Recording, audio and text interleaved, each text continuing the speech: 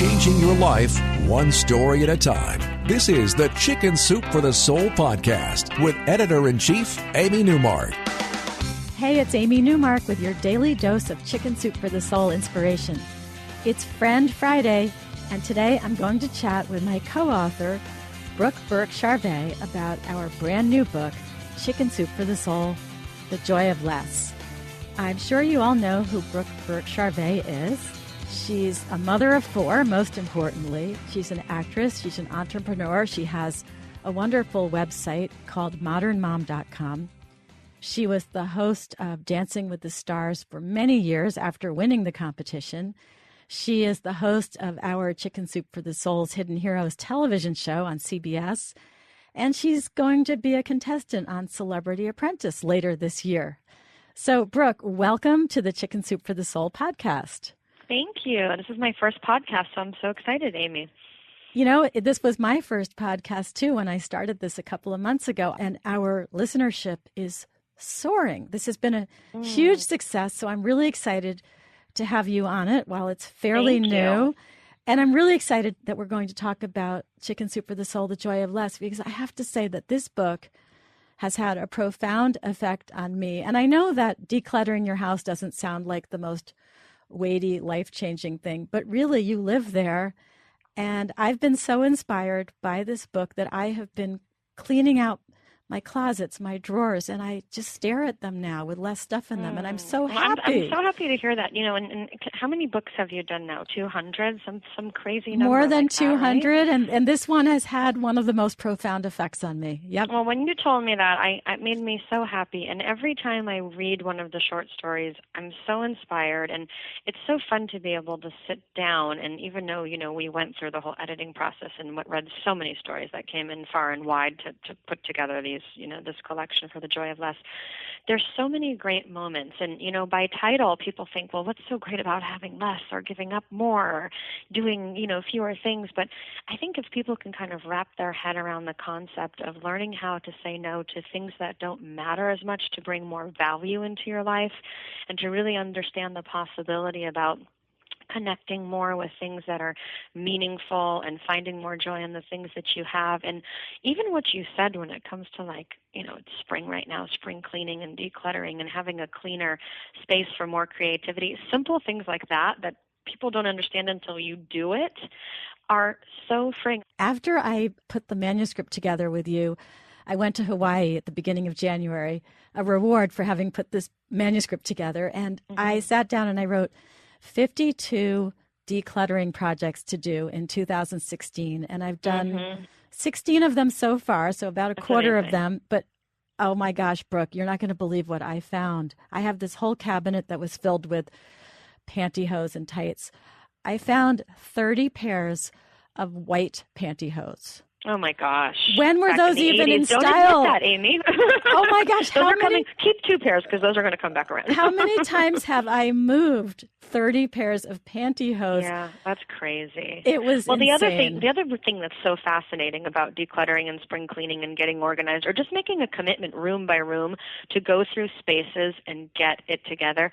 People who have lived in a home for a long time maybe never opened a certain cabinet, maybe have never went through a certain shelf for a decade. I went through it because we recently moved, and I have 4 kids, so if I don't get organized, I lose myself. I will fail in the chaos of raising a big family. And moving out of our home, I could not believe how much junk we had accumulated. It was unbelievable how many products, how much stuff. And by the way, ladies who are listening, when it comes to beauty and products, it is not even safe to keep things past a certain period of time. Your first aid kit, your prescriptions, your beauty products, lotions, shampoos, everything has an expiration date, and it's just not good for us. A lot of people don't know that. We got rid of so much stuff that 100% we didn't need, but not only that, but maybe other people needed a little bit more, and that is a really good feeling. I love to do that. Yeah, I think you're holding on to things that could be someone else's blessing. And if Yes, you hold on to them right. long enough, they won't be fashionable for anybody. You might as well get rid of them while they're still of use to someone else. That's right. And even things that you love that maybe you not love, that's a big word, but things that you really like that you might not want to part with. Sometimes my inner dialogue is somebody else is really going to enjoy this, and this is such a great item. I want someone to enjoy it. And right now, frankly, I'm not. And I have just found that in a space with less clutter creates a more creative space and a more chaotic space. And, there's a lot of studies and a lot of research about that as well to back that up. And, what I love about this book so much, and I think you agree with this, it's not just about that. It's about the power of no. It's about learning how to say no in our personal lives to too many things, and that doesn't mean just material items. It's really about being able to free yourself from too many obligations so that you can say yes to things that really bring joy and a deeper type of meaning into your life. And it took me a long time to learn how to do that. When I have a choice to maybe not schedule something on Tuesday night, when I know I haven't had enough time with my family because of school, I just want a down day at home. I love being at home. I love having family dinners. And sometimes there's so many invitations and so many social events that I'm doing things that I don't really want to do. So I just I have a very strict policy. I don't do that anymore. I don't feel guilty about saying no. People who know me and care about me can respect that.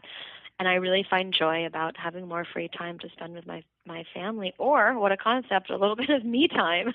Exactly. It's really hard to come by. There was a story in the book from a woman who wasn't a celebrity like you with a lot of public appearances being asked of her, but this woman still found that she was always being called for volunteer activities, things at school, church, etc. And she finally just got up the courage to say no, because she had kept thinking, well, they always call me, so they must really need me. And she finally said no to somebody. And the person said, okay, I'll just go down the list. And all of a sudden the woman realized, oh my gosh, I'm such an idiot. My last name starts with A. That's why I'm always the one who's called first. That's a great example, and there are so many beautiful short stories in this book. It's such a fun and easy read that I think are going to inspire people to start changing their own dialogue and being able to say no.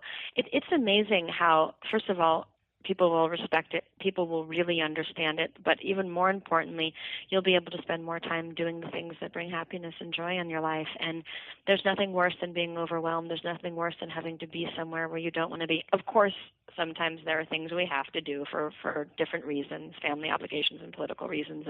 But when it comes to school, all the moms that are listening, there are a million things that we could be doing there. And, if you're a working mom, you get a little bit of a hall pass. But if you're not, it's okay to say, I volunteered last week, I'm not available this week, or, I put in my time last month and I don't have space in my personal, whatever the reasons are. I think that it's really important for women to be able to do that. I agree with you. And I love the fact that in this book, we got so many stories from people, not just talking about how you declutter your stuff, how you declutter your calendar, but we also went into the whole area of electronic devices and screen time. And, we had one woman who had 1,000 friends on Facebook, and she realized that none of them were really people she cared about. And she got off Facebook and started spending time with the few living, breathing people she really wanted to spend time with. That's a great story. And it's fascinating to me because I feel like we are the most socially connected and emotionally disconnected society ever right now with technology and raising teenagers. I have a 8-year-old, a 9-year-old, a 14-year-old, and a 16-year-old. I've had to kind of partner up with some of the concepts to understand their life, but you do lose that human connection. And there are times when I have a policy, dinner tables and restaurants, and there's absolutely no tech allowed, but I try to get my children sometimes to just take a break, just take a break and disconnect a little while. And it's so important for them because, you lose that sense of connection. There aren't telephone conversations. The emotional connection is lost when you're speaking in abbreviated terms and using emojis and bitmojis and pictures, and sometimes it's not even words anymore. The sentiment gets lost, I think, and handwritten notes, are harder to come by. And I as a mother, it's really important for me. I appreciate the space of technology, and it's a brilliant, brilliant time for this younger generation. But I think it's so important to be able to know when to disconnect and to know how to connect in a deeper way, in an emotional way, and in a real way, and in a tangible way. You know what I mean? And I think the kids are learning that because, I mean, humans are still humans, and we still do really crave honest to God, real connections. And so I think you're seeing it with the kids going back to print books, and the kids are going back to vinyl even, which really is not necessary, but they are. But they're going back, you know, and so I bet you're going to start seeing them. I still like to sit down with a real book in my hand and a cup of tea and slow it down and hit the pause button and just read. And when I did, you know, I think it was 2 years ago in high school when, you know, they tried the concept of, it's sort of environmental as well, but no more books and everything was going to be on tablet. And I was so sad. I was so sad for my daughters and thinking, what do you mean? You're not going to sit and read and highlight and hold a book and make notes and like feel the paper? You know, speaking of kids, I just wanted to mention that you are the host of Chicken Soup for the Soul's Hidden Heroes, which is our show that promotes personal relationships and people helping each other and people helping strangers. If you see somebody who you don't even know who needs help, stepping in there and reaching out and helping them pick up something they've dropped on the ground or helping them fight off a bully, that kind of thing. And so I'm very excited about that. Yeah. So I love this story because it's, you know, it's a format that's not new. You know, hidden cameras is something that's so fun to watch. It's been around for a long time. But this is a show that's really about co-viewing, and it's a family show. And it starts a dialogue for parents to have with children, children to have with children, and anyone to really wrap their head around what would you do if this situation presented itself, and how would you feel if you saw someone who needed help, or you saw someone being mistreated, or you saw something that didn't feel quite right. Would you have a voice? And I think for the younger generation, I love watching the shows with my children. And, you know, they're usually not that interested in what mommy does for a living because they grew up in my Hollywood life. But a show like this, I'm able to say to them, what would you do if somebody was getting bullied? You know, would you have the courage to stand up for them? Or would that be okay for you? And it's just amazing to get those types of conversations started and to think personally when you're in a situation, what is the right thing to do? And not just because somebody might be watching or because cameras might be rolling, but just because we have to help one another in our society. And it's a really sweet show. And I think we're getting ready for our second season too, which is really exciting. But it's just it's a great feel-good family show, and we celebrate a lot of people. And I think there's heroes everywhere. Right? People don't always get recognized, but that's right. We're finding those hidden heroes. I know the show has affected my behavior. I was in the CVS drugstore a month ago, and there was an old man, a couple of people ahead of me, and he was trying to pay for everything with one of those electronic benefit cards, and he wanted to buy toenail clippers. And I think he might have even been a homeless man, and he didn't have the money. And I think in the past I would have thought, oh, I shouldn't interfere. But because of the Hidden Heroes television show, I thought, no, I can step up and buy him his toenail clippers. And so I did. Nice. And then he was so grateful. And I felt really good because, of course, the person who's doing the good deed always feels even better than the beneficiary. Yeah, you know, you're so right. And I do the same thing, too. I can be in the coffee shop and I can see something happening, and sometimes we mind our own business, or we're just not, you know, we're just in our own little sort of bubble. And it has made me more motivated as well. You get so much when you give, and even when it comes, and you know, to decluttering and cleaning and gifting and giving, it's such an amazing feeling when you give something to somebody else. Often the giver gets more joy than the receiver, which is something that we don't always think about.